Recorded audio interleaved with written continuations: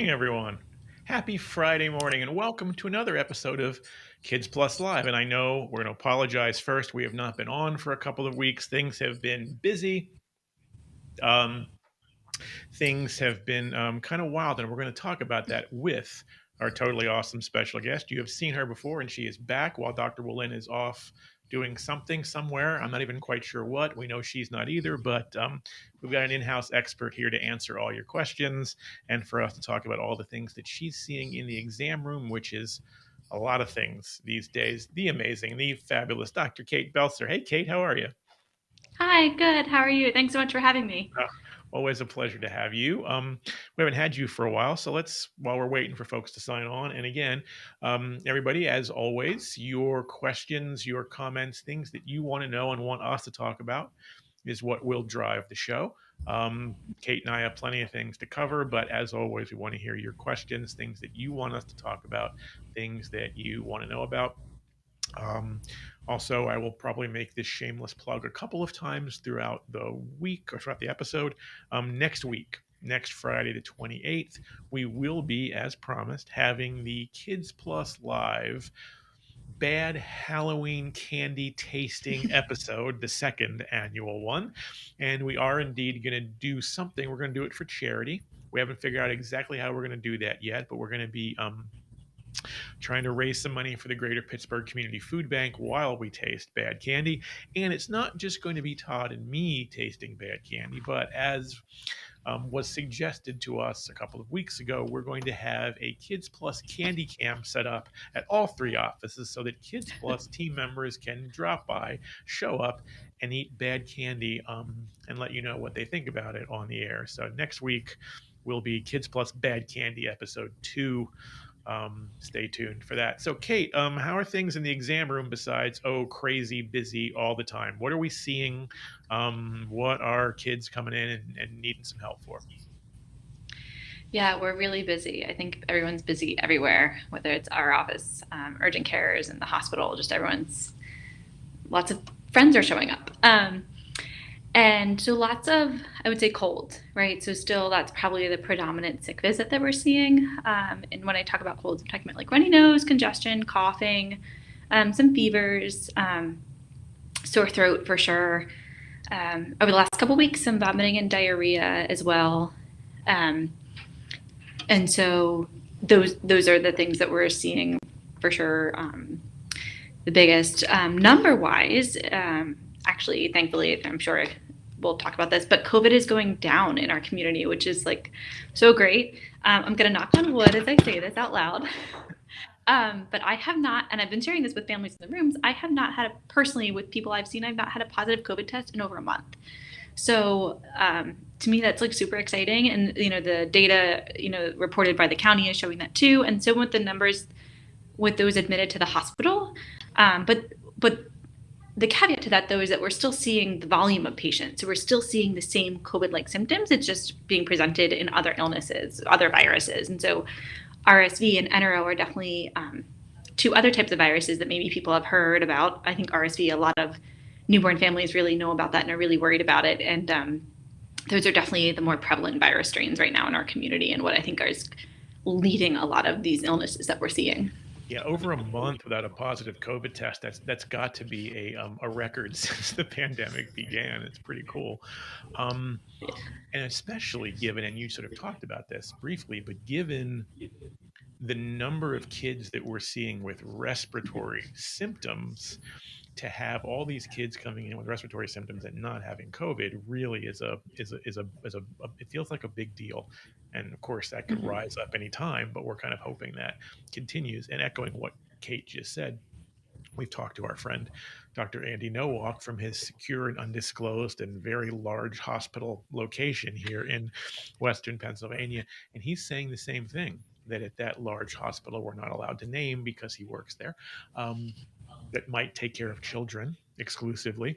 Um, they're seeing large numbers of enterovirus. They're seeing large numbers of RSV and have been seeing them for a long time, but that their COVID cases are basically non existent right now, which again is a very, very good thing. We've got enough kids coming to see us and going to Children's Hospital for other respiratory illnesses. It's nice that they aren't also, right now at least, going for COVID as well. I see some questions rolling in, which is awesome.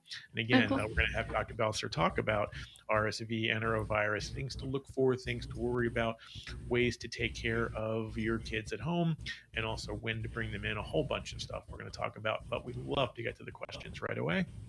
So let's do that. The first is from Nilesh. He says, Good morning. Good morning, Nilesh. Thanks for watching. Morning. Is KPP offering bivalent booster appointments / clinics for the 5+ kids? Thanks.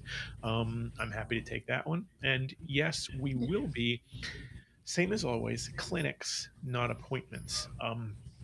We would love to be able to offer these in appointments and also in well visits. But again, this is the same issue that we've had all the way back to the very beginning of the doses and the pediatric doses, because of the way that they have to be stored and because of the way they expire after being opened. We can't just simply open a vial and then draw one out of it for fear of wasting up to as many as 9 other doses of that vaccine. So we do them, and have done them all along, and will continue to do them in clinic settings so that when we know we're going to have a good number of kids coming in, and we can go through those vials in that way. So nothing has changed. We continue to offer COVID clinics at every office every week, Tuesdays and Wednesdays, depending upon the office. Um, and we offer first doses, second doses, booster doses, for different ages at different times throughout the day, for all the same kids. So we will be offering the bivalent booster as the booster as soon as we get it. We ordered it as soon as we could, and as always with all vaccines, including flu vaccines every year, we are at the mercy of the shipment. We have not gotten them and aren't ready to go with those yet, but as soon as we do, those will become the booster doses for kids 5 and up. And as soon as we get them, or as soon as we know for sure when we get them, we will announce it as always on all the social media channels, on the website, everywhere, so that everyone will know that we have the bivalent booster and are now offering it. So I hope that answers your question. If you guys got other ones, just let us know. Angie says, Hey, all, happy Friday. Happy Friday indeed, Angie. Thank you for watching as always. She says, We were there 2 times in the past 2 weeks. We were 99% sure we're recovering from the flu, as my father in law was sick about the same time and he tested positive.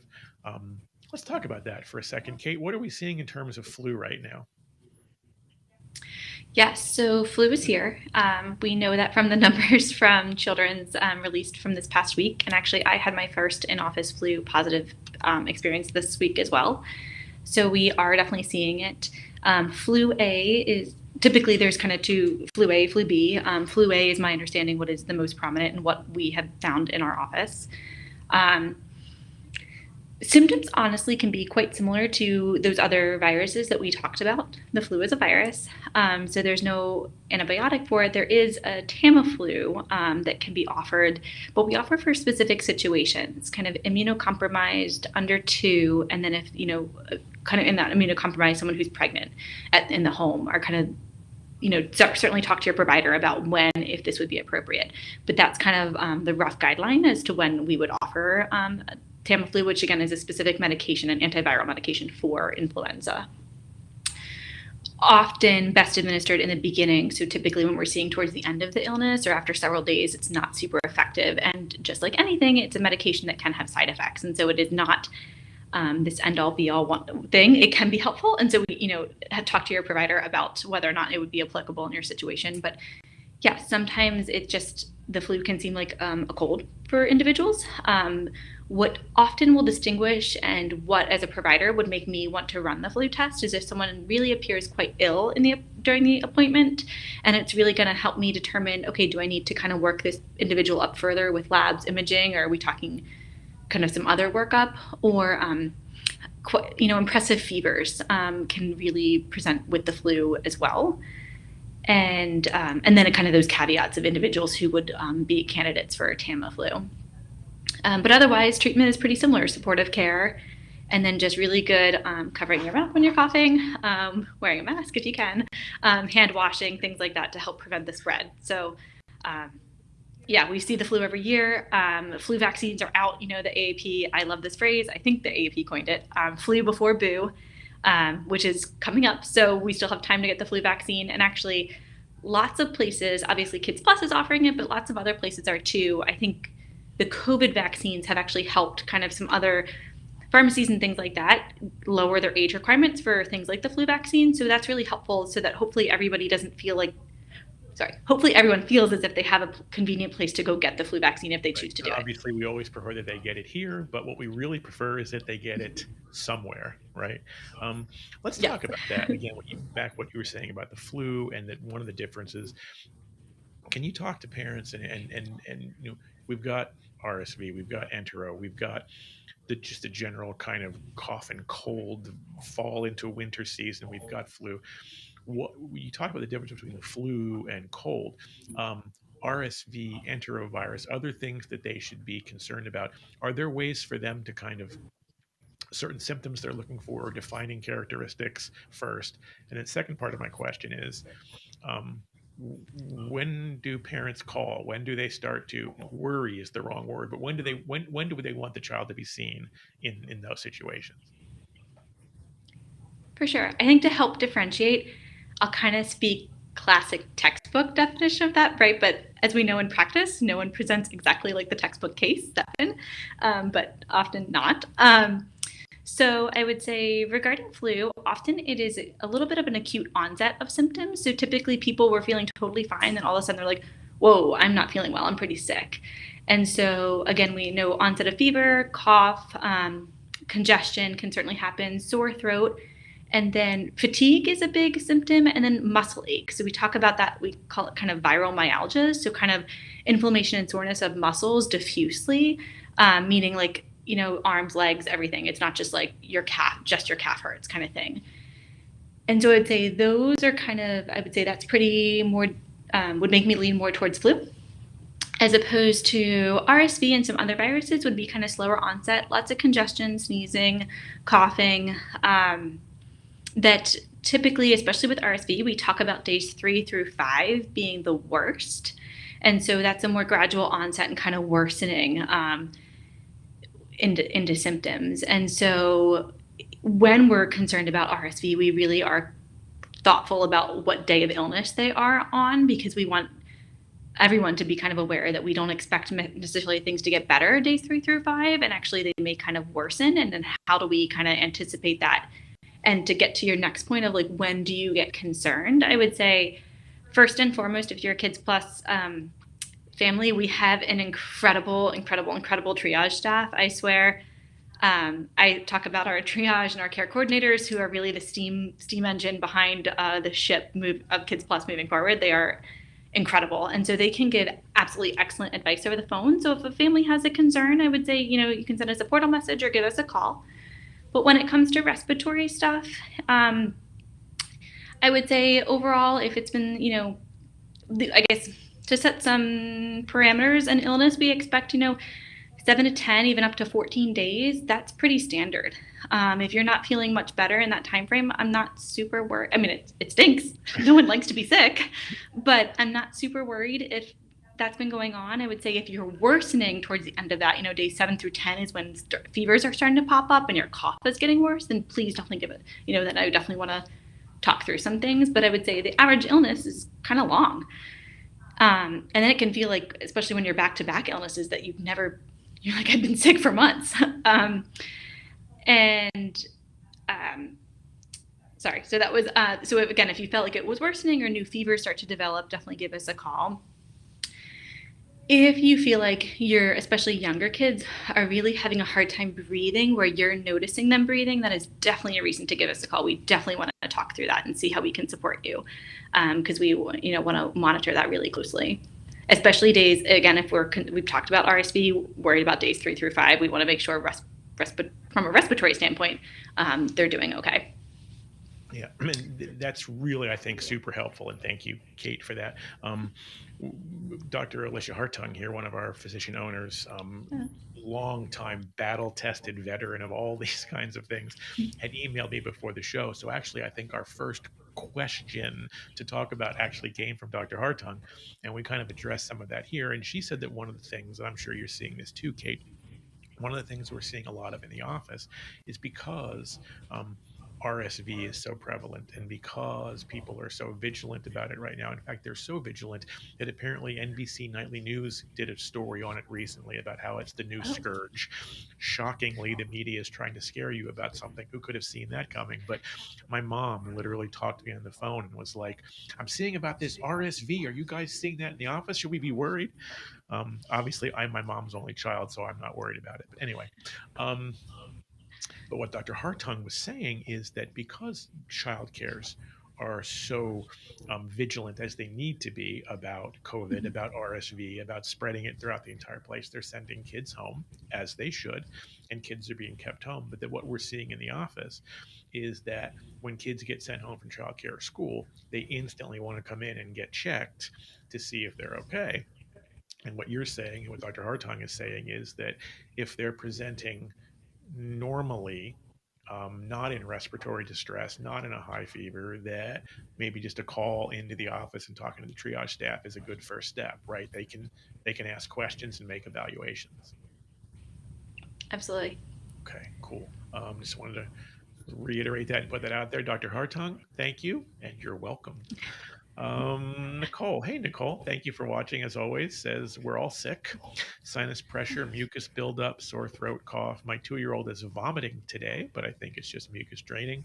I swear, since my son started kindergarten 2 months ago, we've been sick at least 279 times. That's truly frightening because by quick math, I think that means 2 months, 60 days, they were sick almost 5 times a day. So it must be really bad in the Patel household. But Kate, you just talked about that too, right? These illnesses can last 7 to 10 days. You can get them back to back. There's a lot of stuff going around. So it is that notion, it's that time of year, and it's even worse this year than usual when you can be sick especially if the house with kids in childcare or school age, somebody's almost sick all the time, right? Yeah. Yeah, unfortunately. I think we can preach this for forever, right? But good, I'm sure you guys are doing this and this is not, but good hand washing, we do know really does help, especially before and eating, as much as you can to tell I assume they're around 5, try not to touch your face too much. Don't pick your nose, stuff like that, but that's hard. All the Um, stuff that's fun you can't do, right? yeah.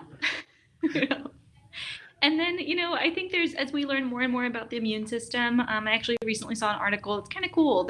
Again, this is really not, they want to investigate this and see if this is what's going on. But as much as we can to eat really well in terms of, lots of fresh fruits and vegetables or even frozen, and canned fruits and vegetables, but nice variety of foods to make sure we're getting our minerals and all our nutrients, and then good sleep habits.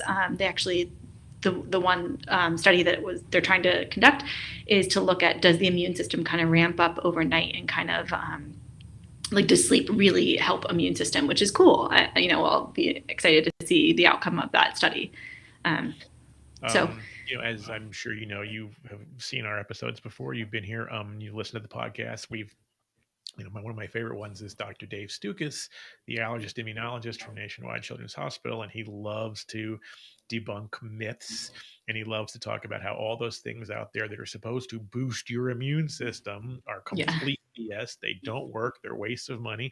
And he always says the 3 things that actually boost your immune system are good sleep, good exercise, and good hand hygiene, sort of just basically taking care of yourself the way our moms told us to when we were young, right? It's actually one Right. thing that holds true. Um, on that, Angie also added a comment saying fall winter with kids equals 9 to 10 cold viruses per year at 7 to 10 days per virus, up to almost 100 days of illness, almost the whole season. Yeah, it's almost like Angie watched Dr. Wolin's The Math of Colds video because she just broke it down perfectly. Yeah. Um, he went on the low end, but said basically if your kids are in childcare or school, it's almost 80 days of symptoms throughout the winter, which is almost the whole winter. So we hear you, we feel you. And again, give us a call. And Angie also added that my daughter needed a doctor excuse for her school absence. I didn't want to take up an appointment for what we knew needed just home care and rest. We called the triage line and they were able to provide the excuse just by counseling over the phone. Yeah. Our triage team, they do it all. They have seen it all, they have heard it all, and they have solved it all. So they will take good care of you if you give us a call. For sure. Here's one for you, Kate. I have never heard of this. Not that I'm a MD, but it's interesting. We get all the questions around here. It's from Courtney, who wants to know, can you explain what, I'm assuming it's Brugada, Brugada syndrome is? My daughter had to get a genetic test done, and this was identified in one of her genes. So Brugada syndrome. We don't see it a ton. I would actually want to kind of look that up before kind of giving full on medical advice for that. I believe it is kind of a cardiac vasculature nature. So more than happy if you're a Kids Plus family, we can kind of reconnect with you after the episode. But that's definitely, we do see it, we do hear about it. It's not that I've never heard about it, but we don't see that on a regular kind of daily basis. So would just like to kind of talk to you offline a little bit more specifically, after again I kind of refresh again on what specifically things that you would want to look up for it, and what potentially being a carrier, it's not, I don't know if they tested positive or not, but what that Yeah. would mean. And um, that's awesome. Thank you. And regular viewers of this show know Dr. Willin says this all the time. When we don't know something, or we don't know enough about something, we will tell you that we don't know or don't know enough. He has admitted that more times than I can count on this show. Um, and so, yeah, and I see Courtney. We know that, yeah, you just put it in the comments. I remember this from before, that Courtney is a Kids Plus family. So, Courtney, definitely give us a call in the office, and we will be happy to talk to you and get more information. And again, when there are things that we don't know in house, and there are very few things that we don't know in house with our collective kind of talent, we know where to go to the experts to get that information for you outside of the specialists, outside of us. So, give us a call in the office, and we'll be happy to take a look at that, and get you the help. And yeah, again, that's not that I not that I went to med school, but I do play a doctor on social media, and so that is one I had never heard before, which was pretty wild. Courtney says thank you, and you're welcome, Courtney. As always, thank you for watching, and thank you for being a Kids Plus family. Um, all right, Kate. Have you been working walk-in hours lately? yes. Of course, they're all walk-in hours now, Yeah. so you're seeing lots of walk-ins. I'm not over on the clinical side a lot, but I'm hearing that we're seeing a ton of walk-ins. I'm assuming for all the respiratory stuff and other things. And Dr. Hartung and Dr. Woolen also asked us today to talk about, again, just kind of a couple of reminders about the best ways to shorten your waits and have the most easy and efficient appointment. um, we're going to have a video coming from Dr. Wolin next week and a Oh, doctor's cool. note about this subject, but we're going to give you a preview. As always, we love to preview things for our Kids Plus Live viewers. Um, in the last week, a lot of the other pediatric practices that we are friendly with and we associate with on social media, and obviously in the real world too, have been posting sort of similar things. They're seeing appointments. They're having trouble scheduling enough appointments. They're having, if they have walk-in hours, their walk-in hours are overrun. Um, it's been kind of crazy. And we don't see that getting any better anytime soon, given the rate of things that are happening. Flu is still pretty low. As Kate said, COVID has been kind of non existent. Those things can come and get worse. Um, so there are a couple of things that we recommend to sort of navigate this. And number one, obviously, is even though we're busy, we're really busy.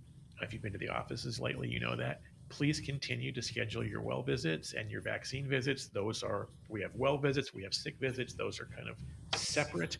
And so we still have slots always for the well visits to get your vaccines. Keeping up on those things helps obviously keep you well and keep you from getting sick. So no matter how busy we are on the sick side, the well visits continue to exist. Those slots are still there.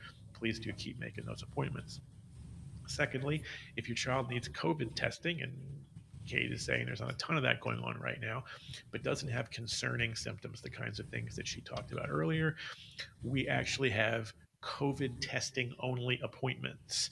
They're really quick, they're really easy. You can get in and out very efficiently without, definitely don't come in as a walk in if you just need a COVID test. Give us a call. There are very specific appointment slots that we have for that. You'll get in, you'll get the test, and you'll get out. So we know that that is obviously something a lot of schools and daycares or child cares are requiring. If you need that, give us a call. We can make a separate appointment for that. And then the third point that we're going to make, Kate already made it, but let's make it again. If your child is sick and you've got questions, the best thing to do, unless there's really concerning symptoms, is to give us a call in the office and ask to talk to the triage folks, or send us a message on your patient portal account. And if you don't have a patient portal account, you should, because it's awesome, right? You can send us direct messages, get direct messages back. You can see all the notes from the visits. You can get access to immunization records, growth charts, all that cool stuff. But send us a message first, either through the portal or give us a call, and we can let you know if you actually have to come in. And as Kate said earlier, a lot of times you don't actually have to bring the child in, um, just being monitoring and taking care of home care. And then the last one is about walk ins. And we're proud, we're fiercely proud of our walk ins. And we were even more fiercely proud when we went to all day walk ins, because we know that sometimes you've heard the phrase life happens. You've heard the other phrase that something happens too. Sometimes sick happens too, and it's not always on your schedule. And so it's cool that we have walk ins. The problem at times like these is a lot of kids are sick and a lot of people are walking in. And so our walk in hour times, our walk in wait times have been much longer than we would like, and much longer we know than you would like. Um, and there's nothing we can do about that other than apologize. When we have this volume of patients coming in and this volume of kids being sick, the walk-ins, in addition to all the sick visits and everything else, can take a really long time, much longer, obviously, than we're used to or than we would like. We work as quickly as we can to get through them all, but we also always, absolutely always take as much time as we need with every single patient and every single family to make sure you're getting the care that you need and deserve from us. And so sometimes, again, that makes the wait even longer. So, because I feel like I'm giving away like secrets. It's like the secret menu at a restaurant. But here we go. The secret We sauce. have sick visit slots every day, and we reserve them throughout the day that are open because we know those things happen too. So we've got walk-ins. We also have the sick visits.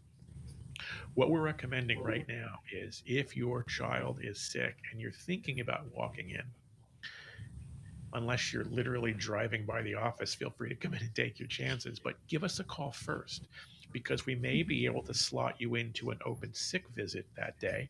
And it might be a few hours later, or it might be 60 minutes later. But being you could come in and have a much shorter wait, because the appointment slots are much more predictable, they're much more spaced out. So again, we're not trying to discourage anyone from using walk-ins, because sometimes what you need to do or what you have to do. But those waits can be really long sometimes. You might want to check and see if we can get you in. And just to be clear, too, we're not only doing this for folks who call in. If you walk in and the waits are long, and there are open sick slots, we will offer those to you as well and say, hey, maybe you can come back in 3 hours when we have a slot. And that way you're not sitting here for 90 minutes or 2 hours or whatever. So, those are some of the things that we're doing for you, some of the insider tips that we can give you. And again, we're sorry, because we know it's busy, it's crazy out there, it's busy and crazy everywhere. Practices all around the country, urgent cares, children's hospitals. It's kind of bad out there right now. But the good news, as Kate said earlier, right, is that there's not a lot of COVID. Because if there were COVID on top of this, things would be really starting to get wicked. Angie says yins are all awesome. We're so thankful for you. Thank you, Angie. We appreciate that. Janelle's got a question. Kate, my son has a stomach issue. He's throwing up and can't come in. Can I get a school excuse? This stomach bug is awful. Um, yeah, I assume you're kids plus family. So I would say, just as Chad was talking about, I would call triage and talk with them.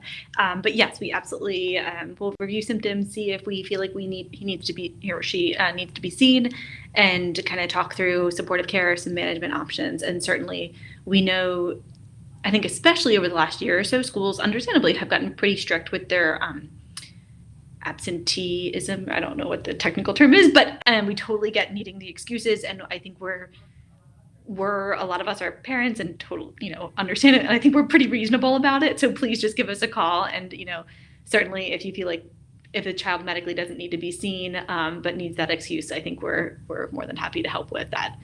So there you go, Janelle. Absolutely. Give us a call. Again, I feel like the theme of today's show, Kate, is give us a Call call. us. We're Yeah. what's the old commercial line? Operators are standing by. We have triage members standing by. Thank you for watching. We're about the halfway point. This is Kids Plus Live. I, as always, am your co-host, Chad Herman. Dr. Willin is off. I think it's Washington, D.C. today. This is how you know, Kate, and you know this too.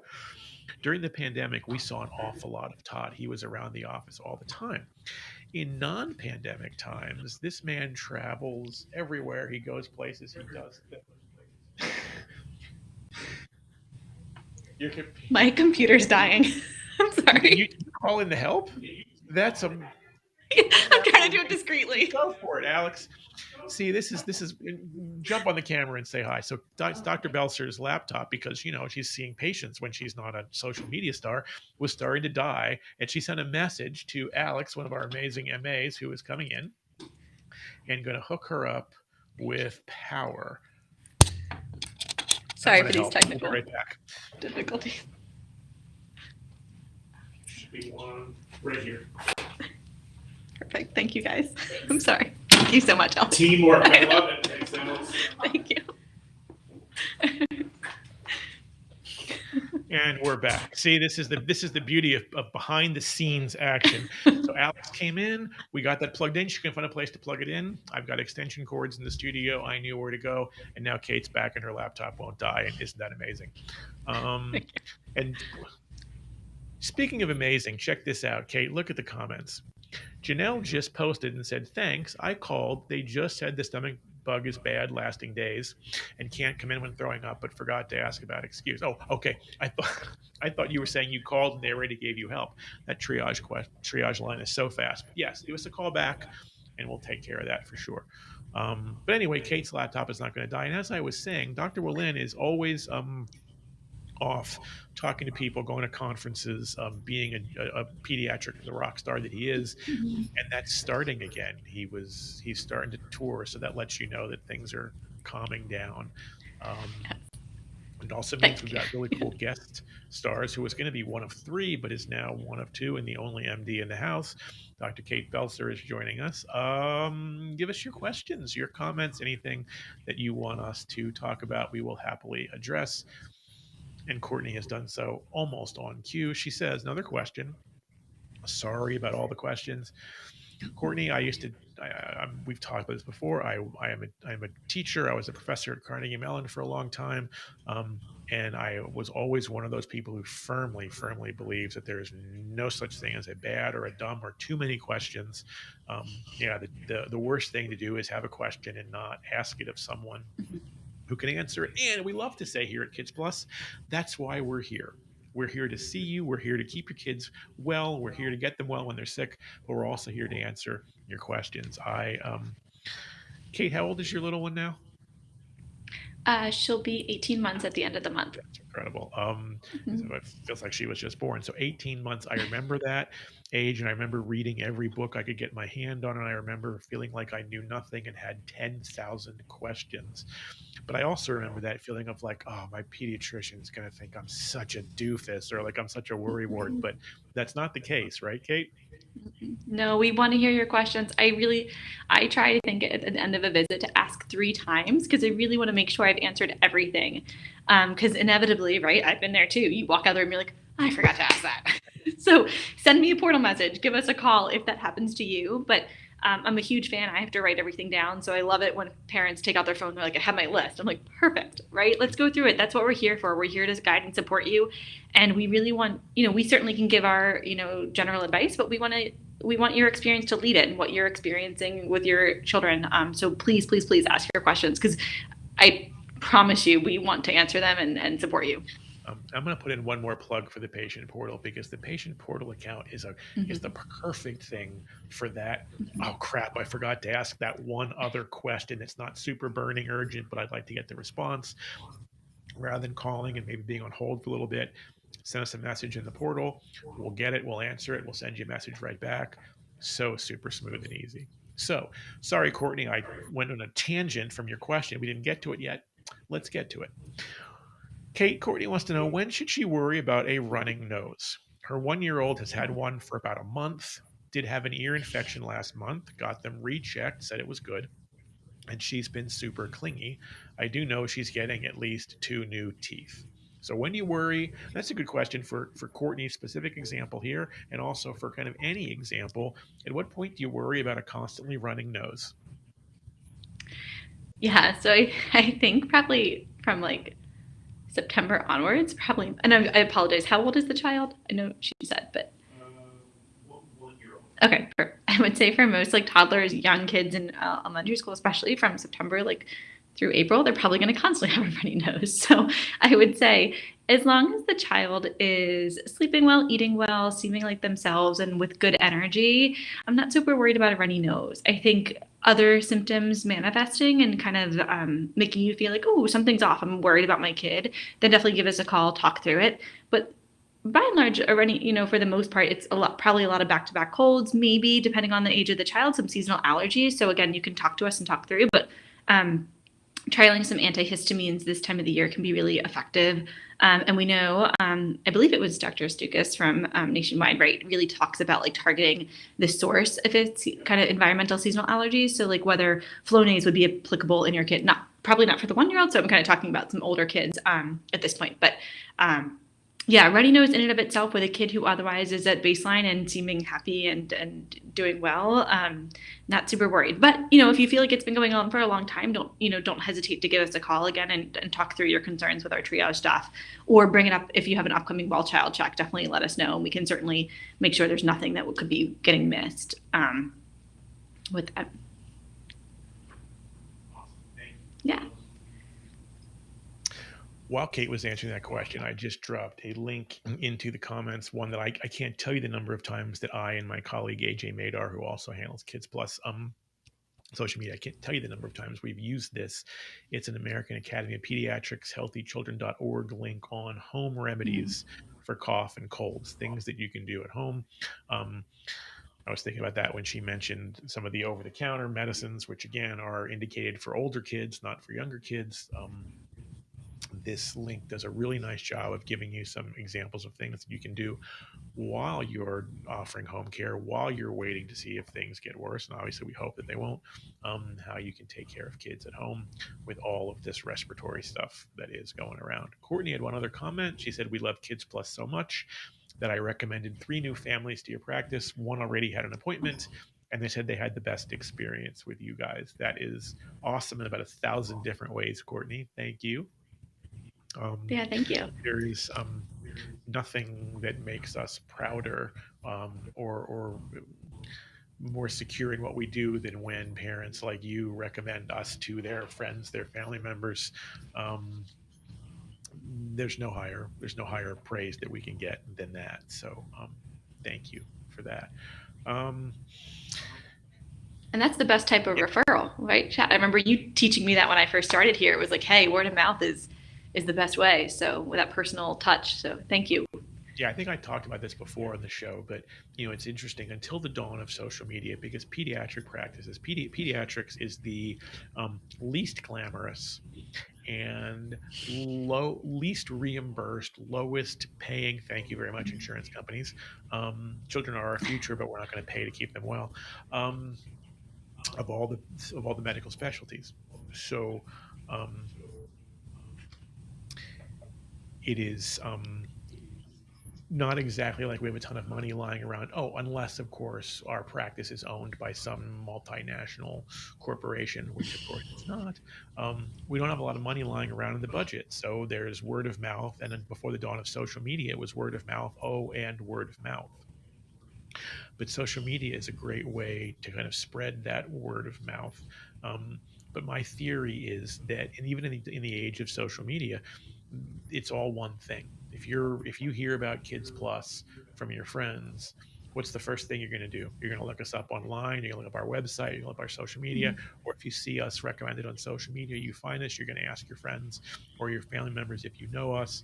Um, it's sort of like social media is sort of the electronic digital version of word of mouth now, which is one of the reasons why we're here.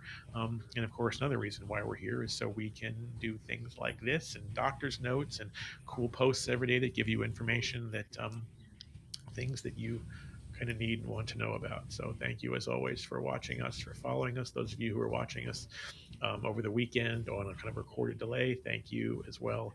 We appreciate every single family that comes through our door, and everybody who watches us. Kelly has a quick comment, running late to the party here. It's never too late to this party, Kelly. We're always happy to have you. Wanted to toss a shout out to and we hear this all the time, the amazing flu shot clinic at Pleasant Hills. Smooth sailing for my 4-year-old. That's awesome, Kelly. Thank you for that. We hear that a lot. Kate, in the past, and I know you've worked a bunch of the flu clinics too. My favorite compliment ever was someone compared our flu clinics to the drive-through at Chick-fil-A. If you're getting those comparisons, you know you are doing something really well and really efficiently. And we have to give a shout out again to everybody, every member of the team. But um, the real strategy, the game plan for it comes from the office managers and Joyce Winkler, our clinical director, who is just incredible. Um, and they've devised this incredibly efficient, smooth system. We joked with calling it a 5-minute flu clinic because we think that at our peak we can get you in and out, even a whole family, we can get you in and out in 5 minutes, which is wild stuff. But they've got this really sweet kind of smooth flow, and everybody, we're pros at this by now. We've been doing it for a long time. um, Although now, see, there's always somebody in the audience with some suggestion to make things even better. And Angie says, if I could leave a flu shot clinic and with some chicken minis, it'd be heaven. So maybe we're gonna have to do that. We're gonna have to team up with Chick-fil-A and see if we can make them both happen. But that would be fun too. Didn't Krispy Kreme do that last year? They teamed up with COVID vaccines. So I think if you Yes. show proof of it, you got a Krispy Kreme, which is like, all right, cool. Yeah, that's right. Krispy Kreme did that, and my favorite one ever was some location in Buffalo, right at the very beginning of the rollout when things were starting to slow down a little bit. And apparently, in that region, one of the demographics that was slow to take the vaccine were like I think it was like 20 to like 30 something to 40 something men, and also some older men as well. But and so someone ran a promotion where you got a free draft beer with every COVID shot. And apparently they had to shut it down. Like they Stop. literally ran out of vaccine supply, which they did not think would be a problem. So donuts, um, cold draft beer, and apparently chicken minis are the ways to get people to get their vaccines. And hey, whatever it takes, right? Whatever it takes. Um, let's talk about the COVID vaccine again. For example, we got the bivalent COVID vaccine. We talked about that earlier. We'll be getting it soon for kids 5 and up. Um, it is, we always tell you the truth on this show. So let's talk about this. Kate and I were talking before we went on the air about Dr. Paul Offit, who we've had on the Kids Plus podcast, who is an absolute vaccine legend, who's been getting a little bit of attention for not fully endorsing the bivalent booster. And again, he's very clear. I support it. It is a good thing. But his take is that he has not yet seen data to suggest long-term effects that are any different or any better than the boosters that we had before. Short-term benefits seem to be there, right? Not so much the long term. And his point, Kate, is not that you shouldn't get it. It's Right. that he hasn't seen enough data to necessarily say it's any better, but that the important thing, obviously, is that we are boosted because what these vaccines do really, really well, which is the most important thing they can do, is protect us against serious cases, against hospitalizations, and obviously deaths. Right. So it's we tend to think about the vaccine being, oh, it's got to stop us from getting it, and that's awesome if it does, and it does. Right. It doesn't stop all infections, but it does stop infections. It does prevent infections and transmissions. It'd be great if it did, but the really important thing is the long term stuff. And so I think that's really important kind of going into the holiday season too, knowing that, yeah, like it's a little bit of a short term blip, but I think if any benefit to people can have a little bit more normalized holiday season, even more so than last year, but hopefully not have that Omicron surge again, because that came out of nowhere. I think, yeah, so I'm a huge fan of people getting it and helping for the extra layer of protection kind of going into the holidays, extra layer of comfort that hopefully families will have from that. And the other thing, Kate, that you mentioned to me before we went on the air that Todd and I talked about a couple of weeks ago, but it's always important to remind folks of these things, especially because it is a change in the recommendation, right? So the interval now between last shot and booster, or between infection and a booster, what is that interval now? You said So 4 months for vaccine, and then we think that after your infection, there's some thought that about a 3 month kind of immunity period. That being said, you don't need to wait the 3 months. So if you want to get vaccinated after you're feeling better and back to yourself, great. You can have that a little, hopefully a little bit of a security blanket. That the majority, it's not, you're not getting. You can get COVID again. We've seen that a lot. That you can get it multiple times, but typically your natural immunity from having infection lasts about 3 months. Um, yep. And again, and we got that question so often early on, and even late. It's we're 2.5 years into this. We're kind of over it, I think. But Me too. we've been hearing that the CDC guidance for a very long time has been, as soon as you are out of quarantine, as soon as your symptoms isolation, as soon as your symptoms resolve, you can get it. And again, Kate, you just said this. Let's underline it. That is still true. You can still get the vaccine. There is no concern. Once you are out of isolation and your symptoms resolve, you can get it immediately after being infected. But again, Todd and I have been saying this for the last 2.5 years. As new data becomes available, as we learn more, recommendations change. And now, even though that is still perfectly fine, the kind of more optimal suggestion, as Kate just said, is about 3 to 4 months after infection, because we're seeing a lot of data that suggests that you have this kind of souped up post infection immunity that lasts pretty robustly for that time period. And again, as Kate said, if you're getting the vaccine, particularly the bivalent booster, one of the big keys is that it provides that same super boost for a couple of month period against infection, as well as the long-term stuff, but also the short-term infection. And so the thinking is you kind of are optimal. You time it, right? You get that 3 to 4 month boost, and then you get another 3 to 4 month boost right after it. And now you're covered for more than half a year from your infection and from the booster. And you're right, Kate. I was thinking the same thing, right? Like and I'm trying to time it. I had my infection. I got COVID in June. I mean, I'm certainly just past that 3 to 4 month, but with numbers being low, I'm ready for the bivalent booster. I want to get it, but I'm thinking, ooh, if I wait till November, mid-November, it's like that calculus, right? Try to Right. get it so that I carry that short-term effect all the way through the holiday season. What we hope won't be, but of course could be another winter surge. Yeah. Kelly is added. Moderna is adding the new booster to the trial for kids 5 and under. Yes, and again, we've talked about this all along, right? It's an iterative process. You see these things happen through the adult population. They happen through kids as well. Constantly, despite what you might read, see, hear, or smell on the internet, these things are wildly, crazily studied and tested. Um, and Courtney asked again. She said she was late to the party. Or Courtney asked, any idea when the new booster will be available for the kids under 5? Kelly made that comment. Yeah, it's coming. Again, think about it in terms of you saw the initial vaccine come at that stepped kind of process after adults going down to younger kids. They're doing that same thing right now with the booster. So as always, when we know anything, you'll know anything. We'll post all of the updates.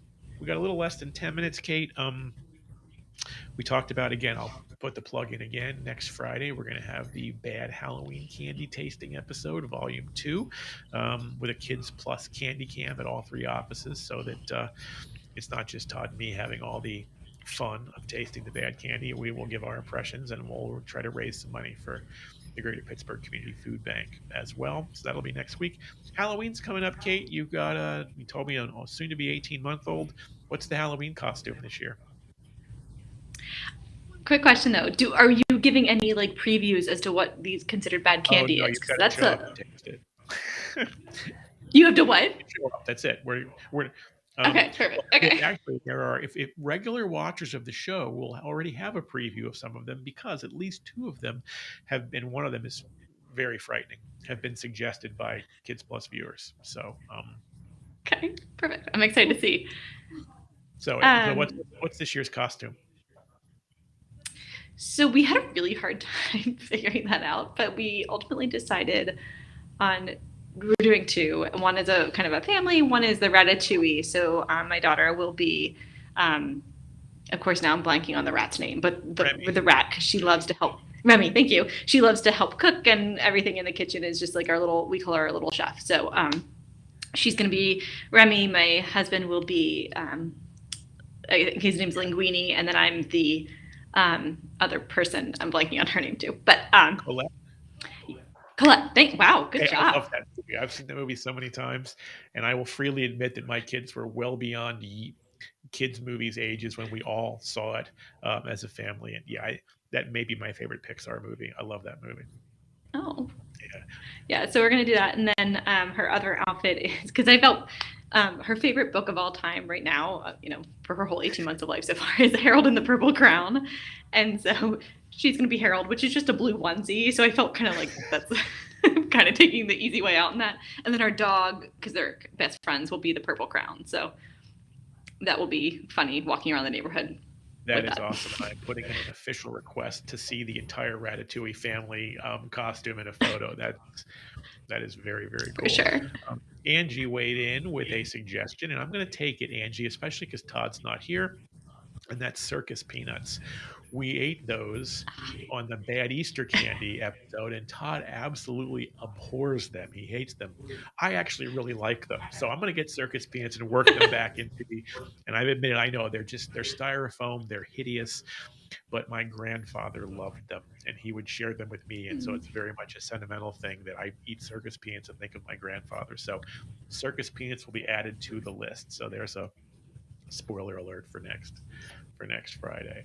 Um, Will you be dressing I up? don't know if I'll be dressing up for Friday, but we've got Halloween's a work day, so maybe I'll be dressing up on Halloween. But yeah, I like to do it when I'm a huge horror movie fan from like way back, like when I was way too young to be seeing horror movies. My parents allowed me to see Yeah. anything, which explains how I turned out the way I am today.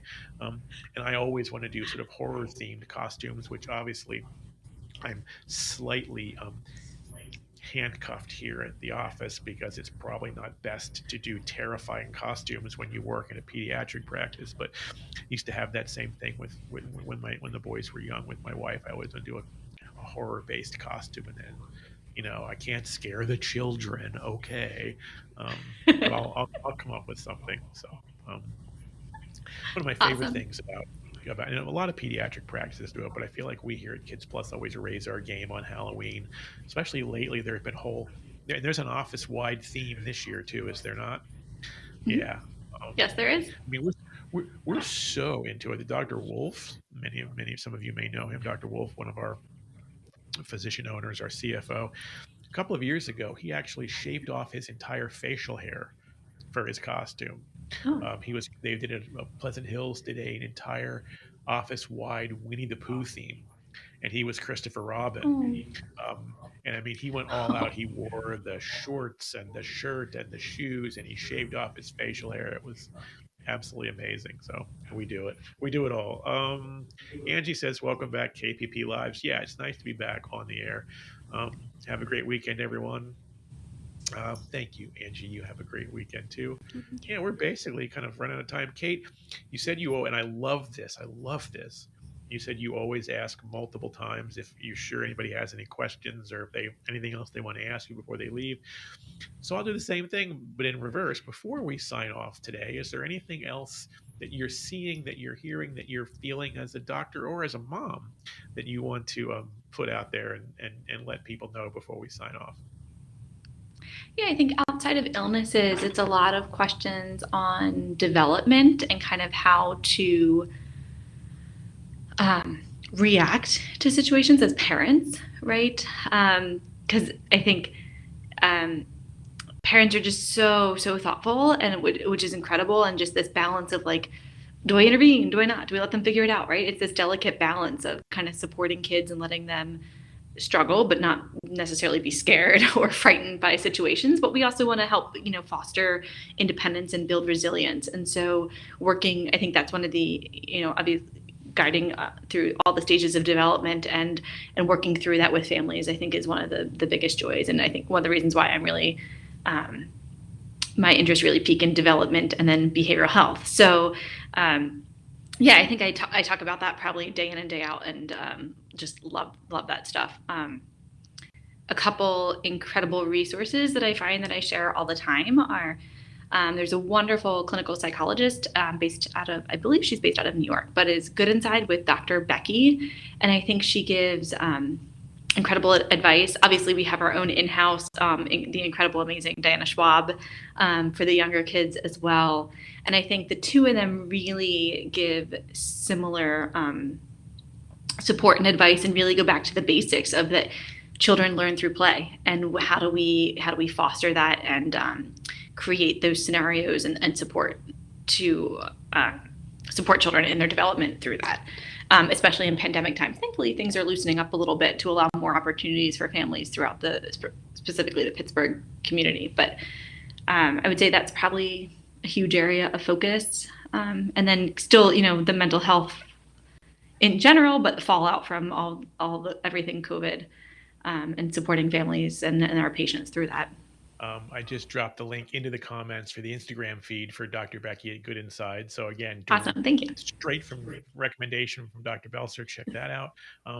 And Kate, before we go, we would be remiss if we did not put in a really big plug, especially given how what an integral part of that team you are. But for our behavioral health team, you mentioned them.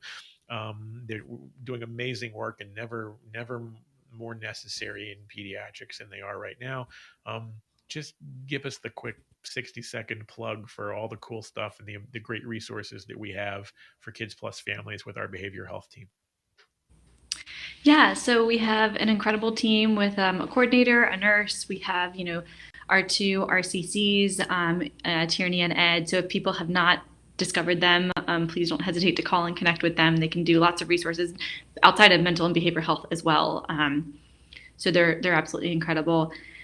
We are doing, in my opinion, maybe I'm a little biased, but objectively not, right? Because this is, what is coming out, that they're wanting to standardize across all practices, but we're already doing it. And so using the screening, standardized screenings tools that we're already using to, be aware of what kids are experiencing, how they're feeling, connecting with them, asking the hard questions, but the necessary questions in the office, and then connecting. We know that wait times are insane. We're doing the best we can to provide some interim help in between. Our wait times are actually building up to get initial appointments with us, but we're still trying to do. We're still quicker than some other opportunities or options right now. But if you have concerns, don't hesitate to reach out. Again, we have an incredible team who can help make sure that we're getting to you as quickly as we can, and supporting the situation, whatever it may be. Awesome. Thank you. And thank you Yeah. for being here and taking over the hot seat. And Yeah. while Thank Todd is you. away, it's always a pleasure to have you. And I realize I've co-hosted with you a bunch of times before, but I've been solo with the amazing Dr. Ashley Riley. I have been solo with the amazing Dr. Lisa Stefano. I've been solo with the equally amazing Travis Lewis. This is the first time you and I have been solo. I feel like like Dad is away, and you and I got to like hang out and have some fun today. So thank you for taking the seat and for being your always fabulous self. Thank you for Well, everything you did to thank you answer guys so much. I appreciate questions it. and help us. That is Dr. Kate Belser. I am Chad Herman. You have been watching Kids Plus Live. Thank you so much, as always, for tuning in and watching, where we are taking science back one episode at a time and taking care of children and families online the same way we do right here in these lovely offices. Have a great weekend, everybody. We'll see you next week. Bye. Thank